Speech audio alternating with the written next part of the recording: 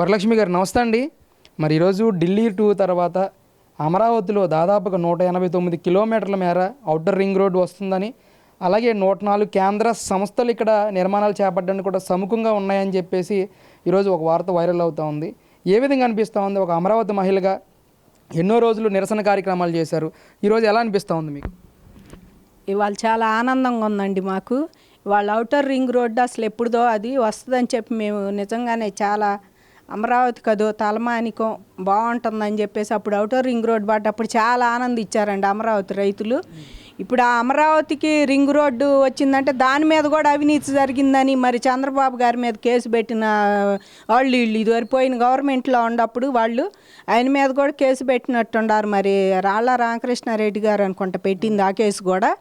కాబట్టి ఇప్పుడు మళ్ళీ మరి మెదలకుండా కూర్చున్నారు. ఇప్పుడు ఔటర్ రింగ్ రోడ్ కేంద్ర సంస్థలు మరి అన్ని ఇదివరకు ఎప్పుడో వచ్చినాయి, కొన్ని వచ్చినాయి ఇక్కడికి ఒక ఎయిమ్స్ అనంగా మరి ఇప్పుడు ఒకటి ఇటు పక్కన చేశారు నేషనల్ డిజైనింగ్ తోటి ఇవన్నీ కూడా వచ్చినాయి. మరి కేంద్ర సంస్థలు ఎన్ని వస్తే మరి బాగుంటుందండి రాష్ట్రానికి. ఇవాళ జనము నెల కాలేదు వచ్చి, వాళ్ళు కరెక్ట్గా ఇంకా నెల సర్దుకొని కూడా సర్దుకోవాలి. ఇంకా సీట్లలో మంత్రులు కానీ ముఖ్యమంత్రి గారు కానీ పాపం ఆయన అయితే అలిపెరగని శ్రామికుడికి మళ్ళీ పద్దాకల ఢిల్లీ అనో లేకపోతే ఇక్కడికి సచివాలయం వచ్చో మంత్రులతో సమీక్షలు చేసి ఏదో ఒకటి తీసుకురావాలి. ముందు ఆంధ్రాకి ఇన్కమ్ కావాలని చూస్తున్నారు ఆయన. ఇంకా మీరేం చేశారు, ఇచ్చిన హామీలు నెరవేర్చారా, ఇప్పుడు ఏం చేస్తున్నారు, ఇంకా ఏంటని చెప్పేసి వచ్చి అనేవాళ్ళు 5 ఏళ్లలో వాళ్ళు ఎన్ని హామీలు నెరవేర్చారండి. ఇవాళ చంద్రబాబు గారు తీసుకొచ్చి వాళ్ళ జనం అంటే ఒక్క మనిషి కోసం కాదు, ఇది జనం కోసం, ఒక మనిషి కోసం చేసే ప్రయత్నం కాదండి మీరు ఇచ్చే, ఇది జనం కోసం చేసేది, ఇది రాష్ట్రం కోసం చేసే పనుల్ని మనం ఏదైనా అభినందించుకోవాలి, మనకు మనం ఆత్మవిమర్శ చేసుకోవాలి. మంత్రులు కానీ పోయిన గవర్నమెంట్లో మాజీలు ఎవరైనా సరే, ఎందుకంటే మీరు మనుషుల కోసం చేసేది కాబట్టి అంత దూరం ఆంధ్రాకి ఇన్కమ్ రావాలి. ఎంత అయితే ఇన్కమ్ వస్తే ఇక్కడ నువ్వు సంక్షేమ పథకాలు ఆయన ఇంకా ఇస్తాడు. ఇప్పుడు ఇచ్చేవి కాక ఇంకేమైనా ఇస్తారేం కొత్తగా? ఇన్కమ్ చూసుకోవాలి కదా ముందర. మనం వచ్చేది ఏదైనా సరే ఎక్కడి నుంచి అయినా వస్తుంటే ₹1 తెస్తే ఇంకో రూపాయి అప్పు తెచ్చి అయినా ఇస్తే బాగుంటుంది. అంతేగాని శాంతం నేను అసలు ఏమి ₹1 ఇక్కడ వచ్చేది లేకపోయినా దీనికి జాలటం లేదు ఇక్కడ వాటికి, మరి నువ్వు బయట నుంచి తెచ్చి సంక్షేమ పథకాల రూపంలో ఇచ్చి నేను అవ్వా తాతలకు అయ్యి ఇచ్చా నాకు ఓట్లు వేయలేదు ఏందని జగన్ అన్న అంటున్నాడు.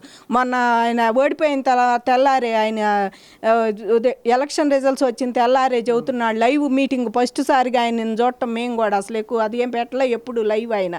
ఏనాడు ఎంత గగ్గోలు పెడుతున్నా జనం, ఎంతమంది చచ్చిపోయినా, ఎంతమందికి అన్యాయం జరుగుతున్నా, రాష్ట్రంలో ఏది జరుగుతున్నా ఆయన లైవ్ ఇచ్చిన పాపానుభావాల ప్రెస్ మీట్ పెట్టిన పాపానుభావాల ఆయనకి ఆయన లోపల పెట్టుకోవటం లోపల మాట్లాడుతుంది తప్పితే. కాబట్టి ఇప్పటికైనా సరే ఇది రావటం మంచి పరిణామం అండి. ఇంకా పక్కన ఎక్కడో కూడా రైల్వే లైను అనంతపురం అటు కూడా వస్తుందని చెబుతున్నారు. నిజంగా ఏంటంటే చాలా ఆనందంగా ఉంది, వినటానికే బాగుంది. నిజంగా పనులు జరిగితే ఆంధ్రప్రదేశ్ ఎక్కడికో వెళ్తుంది అనేది మాత్రం నిజమండి. అంటే ప్రధానంగా 20 రోజుల్లోనే ఇన్ని విషయాలు బయటకు వస్తూ ఉన్నాయి, ఆనందించదగ్గ విషయాలన్నీ కూడా. ఒకవైపు నేను అంబటి రాంబాబు గారు ప్రెస్ మీట్ పెట్టి హైదరాబాద్ నుంచి మెడపెట్టి చంద్రబాబు నాయుడు గారిని గెంటేశారు అని చెప్పేసి మాట్లాడటం, కానీ ఇక్కడికి వచ్చి బస్సులో పాలన చేశానంటూ ఉండడం, అంత కర్మేం పట్టింది, ఉమ్మడి రాజధానికి హైదరాబాద్ని వినియోగించుకోవచ్చు కదా అని చెప్పేసి కూడా మాట్లాడుతూ ఉన్నారు. ఏంటి మేడం అసలు ఎలా చూడొచ్చు? ఉమ్మడి రాజధానిగా వినియోగించుకోవటానికి మీకు మళ్ళీ సిగ్గు లేని వాళ్ళు కాదండి ఆంధ్రా జనం. మీకు అసలు సిగ్గు శరం రెండు వదిలేశారు. మీరు పాలకులు అని మర్చిపోయి సిగ్గు మర్చిపోయి శరం మర్చిపోయారు. కానీ లాయర్లు జడ్జితో సహా ఆంధ్ర వాళ్ళని రకంగా అక్కడ ఉన్న కేసీఆర్ గారు ఇవాళ మాట్లాడుతున్నాడు. ఆయన అధికారంలోకి వచ్చాక కేసీఆర్ పత్తితు కబుర్లు చెబుతున్నాడు, కానీ రాష్ట్రం విడిపోయిన తర్వాత మనం అక్కడ ఉంటే ఆ తెలుగు వాళ్ళని ఎన్ని రకంగా తిట్టారండి వాళ్ళు. హైకోర్టులోనే అవమానాలు జరిగినాయి, ఎంప్లాయీస్ సచివాలయాల్లోనే అవమానాలు జరిగినాయి. తెలుగు వాళ్ళు గోడు ఎల్లబోసుకున్నారు చంద్రబాబు గారి దగ్గరకు వచ్చి, అయ్యా ఏంది ఈ పరిస్థితి, మరి ఎడగొట్టారు రాష్ట్రాన్ని, మరి 10 ఏళ్ళ పాటు అన్నారు, అసలు మేము ఇక్కడ నెలే ఉండలేకపోతున్నాము, మమ్మల్ని కుక్కలు అంటున్నాడు, మీరు తినేది ఇంకో రకంగా కూడా చెప్పాడు ఆయన. ఆ రకంగా కామెంట్స్ చేస్తే ఇంకా ఎక్కడ ఉండమంటాడండి ఆయన? అంత కర్మ ఏం పట్టిందంటే ఉంచుతాడు అందరినీ బలవంతంగా. ఇప్పుడు ఉంచితే ఉంచుతారా అండి ఎవరైనా సరే? ఎంప్లాయీస్ ఏమనుకుంటారంటే చేతగాని అసమర్థులు, మన తెలుగు వాళ్ళు విడిపోయినా కూడా మమ్మల్ని తీసుకెళ్ళలేదని అనుకుంటారు. అది ఆ పాలకుడినే అంటారు వాళ్ళు కూడా, అసమర్థత మీదే అని రాజధాని ఇప్పుడు మీరు అంటున్నారు ఉమ్మడి రాజధాని ఉంటే గతి ఏందని, ఎవరు మెడబెట్టి గెంటలేదండి. నేను స్వాగతం ఘనంగా పలికారు. ఆయన వస్తుంటే నిన్న హైదరాబాద్ వస్తుంటే చంద్రబాబు గారికి మళ్ళీ తెలుగుదేశం వచ్చిందా అన్నట్టు ఘన స్వాగతం పలికారు అక్కడ.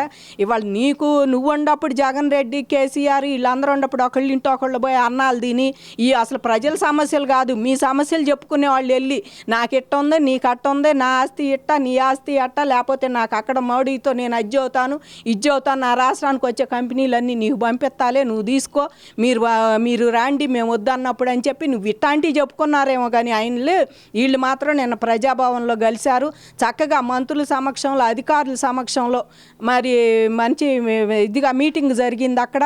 ఏం కావాలి ఏం వచ్చేదని నిజంగా చెప్పాలంటేనండి చంద్రబాబు గారు రేవంత్ రెడ్డి గారు ఇద్దరు సానుకూలంగానే ఉండారు. రాష్ట్రాలను ముందుకు తీసుకెళ్లాలని పోటీ పడి అది కూడా మీ రాష్ట్రం ఎంత మా రాష్ట్రం ముందుకు తీసుకెళ్దాం ఇద్దరము. మన తెలుగు రాష్ట్రాలు భారతదేశంలో ఉన్న 2 తెలుగు రాష్ట్రాలని ఉందే 2 ఆ 2 కూడా ఉందో ఒక్క రాష్ట్రాన్ని 2 చేయాలని తపన పడిపోయి కేసీఆర్ మళ్ళీ నేను థర్డ్ ఫ్రంట్ పెడతానని టీఆర్ఎస్ మార్చి బీఆర్ఎస్ పెట్టి తిరిగి వచ్చాడు. ఉన్న రాష్ట్రాలను 2 చేసి ఒక రాష్ట్రాన్ని నేను ఇంకా దేశం మొత్తం పెట్టి వెళ్తాడా ఒకటిగా చేసి. కాబట్టి మీరు చేసే ఇవన్నీ అయితే ఉమ్మడి రాష్ట్రంగా ఉన్నప్పుడు వాళ్ళు ఎంతగా అక్కడ అవమానాలు పాలయ్యారు తెలుగు వాళ్ళు. అందుకే ఆయన ఇక్కడికి వచ్చి ఏదో రకంగా మంది మనం సాగించు ఇప్పటికి ప్రజెంట్ ఆ సచివాలయం కట్టబట్టి అది ఉండబట్టే ఈ 10 ఏళ్లలో కూడా మనం ఈ వరకన్నా గంత సాధించాము. ఇన్ని పరిశ్రమలు ఇన్ని కూడా ఆయన పక్కనకు వచ్చి కట్టుకొనే తీసుకొచ్చాడు చంద్రబాబు గారు. అయినా సరే ఇక్కడ సాధించారు అంటే ఆయన బయటకు వచ్చే. అదే ఉమ్మడి రాజధానిలో ఉంటే ఏం జరిగాయి కాదండి నిజం మాట. అంటే ఆయన యాడీ పోయిన హైదరాబాద్ వాళ్ళు మాకేందని కేసీఆర్ వంతుకు గంతేసేవాడు. అక్కడిక్కడ ఏది మనకి రాష్ట్రం విడిపోయి అన్నిటికీ మరి వనరులన్నీ అప్పు తీసుకొని వచ్చిన వాళ్ళం మనం.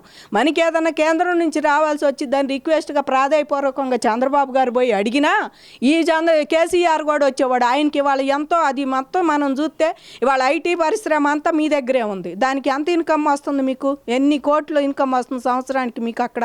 కాబట్టి ఇది ఇక్కడికి వచ్చి ఇవన్నీ ఘనత సాధించి ఏదో రకంగా పరిశ్రమలను ఆహ్వానించి మరి పక్క దేశాలకు వెళ్ళి వాళ్ళని రప్పించి పారిశ్రామికవేత్తలని ఇక్కడ రాయితీలు ఇచ్చి ఇవన్నీ తీసుకురాబట్టి ఈ మాత్రం అన్నా ఉన్నాయి. అదే కనుక ఈ నష్టపోయిన 5 ఏళ్ళలో కూడా చంద్రబాబు అనేవాళ్ళు కనుక ముఖ్యమంత్రిగా ఉంటే ఈ అసలు ఆంధ్రప్రదేశ్ని ఎవరు అందుకునేవాళ్ళు కాదండి. ఒక గుజరాత్ కూడా అందుకునేది కాదు. ఇవాళ మోడీ గారు చెప్పుకుంటున్నాను కూడా మోడీ గారు చెప్పుకున్న గుజరాత్ డోలేరా నేను ఎంతో పెట్టి సాధిస్తున్నాను అంటున్నారు. ఇవాళ అక్కడ మీకు గుజరాత్లో కూడా చూసుకుంటే మన లైట్లు లేని ఊళ్ళో ఉండయి, నీళ్లు లేని ఊళ్ళో ఉండయి, వానలు వస్తే మునిగిపోయే ఊళ్ళో ఉండయి. మీకు అది ఒకటి గమనించుకోవాలి ఎవరైనా. కాబట్టి ఎక్కడ తెలుగు వాళ్ళు ఉమ్మడి రాజధానికి అంత కర్మ కాదు. మీకులాగా సిగ్గు లేకుండా ఉండాలంటే ఎవరి వల్ల కాదండి. ముఖ్యంగా ఇదే తరుణంలో అంబటి రాంబాబు గారు మాట్లాడుతూ డ్రగ్స్ మీద ఇరు రాష్ట్రాల సీఎంలు ఒక కట్టుదిష్టమైన ఒక కమిటీ వేసి చర్యలు తీసుకోవాలని చెప్పేసి ఒక ప్రకటన కూడా బయటకు తీసుకొచ్చారు. దాని మీద అంబటి రాంబాబు మాట్లాడుతూ అదేమన్నా హింసాత్మకమైందా అని చెప్పేసి మాట్లాడడం ఎలా చూడొచ్చు? అసలు డ్రగ్స్ వల్ల గత 5 ఏళ్ల పాలనలో ఎలాంటి అన్యాయం జరిగిందంటారు మన రాష్ట్రానికి? వీళ్ళు చేసేది అదే పని కండి. అసలు వీళ్ళు అమ్మిచ్చారు ఆ డ్రగ్స్. పోయిన గవర్నమెంట్లో లాభం ఏంటయ్యో అత్యధికంగా ఎక్కువ సంపాదించేది ఏంటంటే డ్రగ్స్ బిజినెస్సే. అందుకని అసలు వీళ్ళే అమ్మిచ్చారేమో. అందుకే ఇప్పుడు ఇట్లా అంటున్నారు. వీళ్ళే అమ్మిచ్చుంటారు. అసలు నాశనం అయిపోయినాయి యూనివర్సిటీలేంది కాలేజీలేంది డ్రగ్స్ మొత్తులో పడి యువత నాశనం అయిపోతున్నాను. ఒక పక్క గొగ్గోలు పెడుతుంటే మీరు ఇంకా అది ఏమన్నా తప్పు అని అడిగితే ఏంటంటే దాని ఉద్దేశం ఏంది? మీరే ఇంకంటే చేయమని పోయిన ప్రోత్సహించారు. అయితే తప్పు లేదని మీరు మీ పిల్లలు అందరూ కలిసి ప్రోత్సహించారనమాట. డ్రగ్స్ రాజధానిగా చేసి నాశనం చేసిందే వీళ్ళ గవర్నమెంట్లో. అసలు నిజం మాట అంటే జగన్మోహన్ రెడ్డి గవర్నమెంట్ అంతా డ్రగ్స్ మయం చేశారండి. కాలేజీల్లో పిల్లల్ని పంపించాలంటే యూనివర్సిటీలకి భయంగానే ఉంది ఇప్పుడు. అసలు అక్కడ డ్రగ్స్ వచ్చినాయి ఏమంటారో అని చెప్పి భయంగానే ఉంది. మీరు అనే మాటలు డ్రగ్స్ ఎప్పుడైనా సరే పాకిస్తాన్ కంటే వీళ్ళు ఘోరంగా ఉండారు నిజంగా. వాళ్ళు అనుకుంటాం మనం యువతను నిర్వీర్యం చేస్తున్నారు, మన వాళ్ళు అందరిని ఏదో ఒకటి చేసి కట్టుకుంటున్నారు, పాకిస్తాన్ అంతా ఇట్లా చేస్తున్నారు, జహాద్ చేసి చేస్తున్నారని. కానీ వాళ్ళకన్నా వీళ్ళు ఈ మాటలు అంటే ఇంకా ఘోరంగా ఉంది. మీరు వాళ్ళకన్నా భ్రష్టు పట్టిపోయి ఉన్నారు. పాకిస్తాన్ వాళ్ళకన్నా విరోధులుగా దేశంలో రాష్ట్రంలో అట్ట అంటారండి. ఎవరైనా యువతకు మేము కూడా సహకరిస్తాం. డ్రగ్స్ మందులు ఎవరైనా పిల్లలు ఇవాళ తల్లిదండ్రులు ఎంతమంది బోరు నేడుతున్నారు పిల్లల్ని పెట్టుకొని ఆ సెంటర్లో పంపించి వాళ్ళకి మానిపించాలని చెప్పేసి. కాబట్టి వీళ్ళు తల్లిదండ్రులు కాదు వీళ్ళు వాళ్ళకన్నా కూడా పాకిస్తాన్ వాళ్ళకన్నా ఈ రాష్ట్రంలో మాజీ మంత్రులు మాజీ గవర్నమెంట్ ఎట్టుందంటే పాకిస్తాన్ వాళ్ళకన్నా ఘోరంగా చేసింది అనమాట. వీళ్ళే అయితే పంచారు. మేము తెలియక మేము ఎక్కడి నుంచో తెచ్చి అమ్ముతున్నారు అనుకున్నాం. ఆ పాపం కూడా మీరే కట్టుకున్నారు. అయితే మంచిది ఎట్టాంటి మాటలు అనుకుని నోరు మూసుకొని సిగ్గుసారం లేదు వీళ్ళకి. అసలు 1 నెల రోజులు అవుతుందండి ఎన్డీఏ ప్రభుత్వం అధికారంలోకి వచ్చి. ఈ 1 నెల రోజుల్లో చంద్రబాబు నాయుడు గారు తీసుకున్న నిర్ణయాలు కానీ మంత్రులు చేస్తున్న కార్యక్రమాలు కానీ ఏ విధంగా అనిపించినాయి? ఈ నెల రోజుల్లో చంద్రబాబు గారి నిర్ణయాలు కూడా చాలా బాగున్నాయండి. కేంద్రంతో మరి తను ఇప్పుడు అనుకూలంగా ఉండి కేంద్ర గవర్నమెంట్లో వీళ్ళకి పొత్తు ఉంది కాబట్టి ఇవన్నీ తీసుకొచ్చారు. మరి మోడీ గారిని సహకరిస్తారు, మోడీ గారి మాటే నాది, మళ్ళీ విశాఖపట్నంలో నేను శంకుస్థాపన చేస్తే మోడీని తీసుకొస్తాను అన్నారు వీళ్ళు పోయినసారి. మరి అలాంటి మోడీతో అంత సఖ్యతగా ఉండి ఏనాడన్న కేంద్రం నుంచి ఒక సంస్థను తీసుకురాగలిగారా వీళ్ళు? పోయినసారి వాళ్ళు ఉన్నప్పుడు వచ్చిన సంస్థలు తప్పితే రెండో సంస్థలు లేవు. వస్తున్నాం అంటమే కానీ ఒకళ్ళు రాలేదండి. ఇక్కడ పోయిన గవర్నమెంట్లో సంస్థలు ఉండారంటే వీళ్ళకి ఇక్కడ విశాఖపట్నం పోండి, అక్కడ వాళ్ళే చెప్పారు. మేము ఢిల్లీ వెళ్తే వాళ్ళు చెప్పారు ఏమని అంటే విశాఖపట్నం రండి, మీకు రాయితీలు ఇస్తాం, గదులు మేమే అంత అద్దెలకి ఇస్తాం అని నేను చెబుతున్నారండి. మాకు మేము ఇంకా రావటం లేదు కానీ అక్కడికి రమ్మని చెబుతున్నారు. ఏదైనా కోర్టులో తేలితే మేము వస్తామండి ఇక్కడికి, మాకు అమరావతి ఇష్టం, ఆ రోజు ఒప్పుకున్నాం, అమరావతిలో మాకు భూములు కూడా అలాట్ చేశారని చెప్పి వాళ్ళే చెప్పారు. మేము వెళ్తే కేంద్రంలో వాళ్ళు మేము ఢిల్లీ పోతే రైతులు ఇట్లా ఏడిచి అడుగుతుంటే లేదమ్మా ఢిల్లీ మాకు అమరావతి ఇష్టమే, ఆ రోజు చంద్రబాబు గారి మీద నమ్మకంతోనే మేము అందరం వస్తామని చెప్పి చేసాం. కోర్టులో ఉంది కనుక ఇప్పుడు ఈయన రమ్మంటున్నాడు, అదే మేము పెట్టదలుచుకుంటే విశాఖపట్నం పోయే వాళ్ళమే, మాకు అద్దెల కాటికి భవనాలు చూసి పెడతా అన్నాడు, రమ్మంటున్నాడు జగన్మోహన్ రెడ్డి, కానీ మేము బాగాలేదని చెప్పారు. కాబట్టి కేంద్ర సంస్థలు కానీ మంత్రులు కానీ ఎవరైనా ఆఫీసర్లు కూడా ఇవాళ చంద్రబాబు గారు వచ్చారంటే నిజంగా సచివాలయంలో వాళ్ళందరూ ఉరుకులు పరుగులు పెట్టాల్సిందేనండి. కరెక్ట్గా ఉండట్టు చెప్పాలి, ఉరుకులు పరుగులు పెట్టాలి, చెయ్యాలి. అదే జగన్మోహన్ రెడ్డి అసలు రాడు సచివాలయానికి. ఆయన క్యాబినెట్ మీటింగ్ రోజు మంత్రులకి ఏమైనా చెప్పాలంటే వస్తాడు. ఆయన అసెంబ్లీ రోజు ఏదన్నా అక్కడ వాగాలి కదా ఏదో ఒకటి, పక్కన వాళ్ళతో ప్రతిపక్షం వాళ్ళ మీద బురద జల్లాలి, వాళ్ళని ఏదో ఒకటి అని, అసలు దానికి జనం సమస్య లేకుండా అంతటితో అసెంబ్లీ ముగించాలి. ఇదే వాళ్ళ ఎజెండా. పాత గవర్నమెంట్ ఉండన్నాళ్ళు ఈ 5 ఏళ్లలో అసెంబ్లీలో వాళ్ళు పెట్టిన నిర్ణయం ఒక్కటి లేదు ఏది కూడా. ఏం చేశారయ్య అంటే ఉద్యోగస్తులకు అయ్యి తీసేయటం కానీ ఇట్లాంటివి పెట్టుకున్నారు. అది క్యాబినెట్ మీటింగ్లోనే. అసెంబ్లీలో కూడా అసలు జనం కోసం వాళ్ళు ఏమీ చేయలేదండి. వాళ్ళు ప్రతి ఒక్కళ్ళు ఆలోచించాలి. మనకు పెన్షన్ వచ్చి మన పిల్లలకి వస్తే మనం ఒక్కళ్ళమే బాగుపడతాం. అదే జనం రాష్ట్రానికి ఏదన్నా ఇన్కమ్ వస్తే రాష్ట్రం అంతా బాగుపడిద్ది. కేంద్రం నుంచి కానీ అయ్యేనా మనకు వచ్చేది ఎంత ఆదాయం వచ్చింది వాళ్ళు ప్రతి ఒక్కళ్ళకి గమనించాలండి. ఇవాళ కేంద్ర సంస్థలు ఊరికే రావటంలో వస్తే మన రాష్ట్రానికి బోల్డ్ ఆదాయం, దాటి మీద కూడా ఆదాయం వచ్చింది. అది గమనించుకొని ప్రతి ఒక్కళ్ళు మన కోసం ఏమి ఇచ్చారా, సంక్షేమ పథకం ఏమొచ్చిందా అని కాదు. సంవత్సరంలోనే నేను 3 ఏళ్ళు చేస్తా ఎమ్మటే 1000 చేస్తా పెంచుతాను అన్నాడు. 5 ఏళ్ల పాటు సాగదీసి 1000 చేశాడు. ఇవాళ ఆయన పెంచుతానని 4 ఏళ్ళ నిమిషంలో పెంచి మీ చేతిలో పెట్టాడు. చంద్రబాబు నాయుడు గారి ఘనత అది. అదొకటి గమనించాలి. ఏమి ఇచ్చాడు, ఏం చేశారు, ఇంకా ఏం చేస్తున్నారు అని కాదు, మనం ఎంతవరకు చేస్తున్నామని. మనకి పిల్లలు ఎట్లా, మన పిల్లల భవిష్యత్తు చూసుకోవాలి, మన ఆంధ్రప్రదేశ్ ముందు పోవాలని ప్రతి ఒక్కళ్ళు ఆలోచించుకుంటే బాగుంటుందండి. ఈ వండాళ్ళు కూడా నోరు మూసుకొని కూర్చుంటే ఇళ్లలో బాగుంటుంది. అంబటి రాంబాబు కానీ ఇంకోళ్ళు చేతి చచ్చింది ఏమీ లేదు. పోలవరం ఇస్తే నువ్వేమీ చేయలేదు, ఇదిగో 2023 అన్నారు, 21 అన్నారు, 23 అన్నారు, ఏది లేకుండా ఓటుల నాటికి అసలు దాన్ని మెదలకుండా వదిలేసి ఊరుకున్నారు. కాబట్టి వాళ్ళైనా వీళ్ళైనా చెప్పేది చేసేది లేదే. చంద్రబాబు గారు లాంటి ఆంధ్రప్రదేశ్కి నిజంగానే సీఈఓ అయినా చీఫ్ ఎగ్జిక్యూటివ్ ఆఫీసర్ అని మేము అనుకుంటున్నామండి. ఆయన ముఖ్యమంత్రి అని కూడా మేము అనుకోవట్లే. ఆ రకం కష్టపడుతున్నాడు. సచివాలయానికి రోజు వస్తున్నాడు పోతున్నాడు. నిజంగా ఇటు మాకు చాలా ఆనందంగా అనిపిస్తుంది.